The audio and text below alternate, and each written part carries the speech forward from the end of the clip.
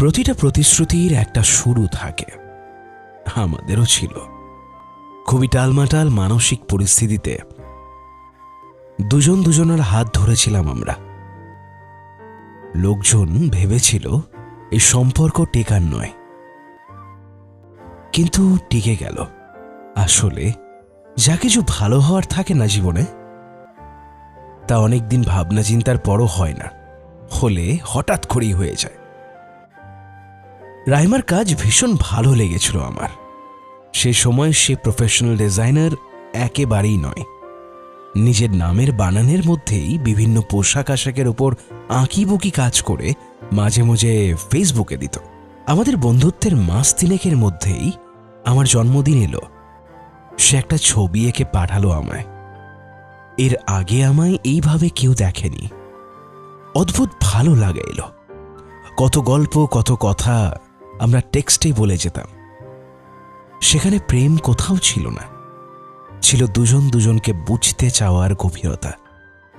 আমাদের দুজনের বেড়ে ওঠা ভীষণ আলাদা রকমের। সেটা কিন্তু কোনোদিন আলাদাভাবে প্রাচীর তৈরি করেনি আমাদের বোঝাবুঝির মধ্যে। কথা চলছিল, ভীষণ কথা চলছিল। প্রেম কখন যে উঁকি মারল বুঝিনি আমরা কেউই।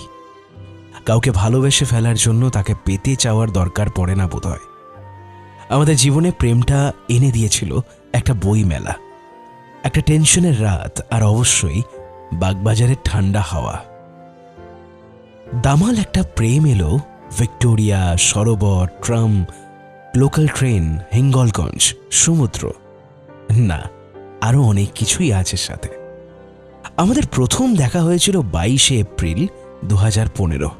এরকম একটা জাঁদরেল মহিলা যার কপালে জুটবে তার কপাল তো পুড়েছে বটে, তবে সেই পোড়া কপালে মেয়েটি আমার পড়েই কিন্তু যা হওয়ার হলো। রেডিও, টিভি, সিনেমা, একটার পর একটা জায়গা এক্সপ্লোর করেছি আমরা একসাথেই। ও সাপোর্ট করে গেছে সব সময়, এমনকি ব্যাংক বাদ দিয়েও অনিশ্চয়তার জগতে পা রাখার সময়ও। একটা ভালো পরিবার এসে হাত রেখেছে হাতে। যে সময় আমাদের আলাপ হয় সে সময় জাস্ট টিউশন পড়ায়। আমি জানি না রাইমার বাবা কি দেখেছিল আমার মধ্যে। প্রথম দিন থেকেই সাপোর্ট করেছে, কাজ করে যাও, একদিন জিতবেই। সুখ দুঃখ জিতেছি আমরা, জিতেছে আমাদের প্রেমটা, জিতেছে আমাদের লড়াইটা। জীবনে অভাব অভিযোগ থাকবেই, কিন্তু কেউ যদি জিজ্ঞেস করে আমাদের সম্পর্কটা নিয়ে কোনো অভিযোগ আছে কিনা, আমি বলবো দুটো ইমপারফেক্ট মানুষই একটা পারফেক্ট হ্যাপিনেসের জন্ম দেয়। বাস একটা দামাল প্রেমের অপেক্ষা করুন জীবনে। আমরা গতকাল জিতেছি, আমরা আগামীকালও জিতব।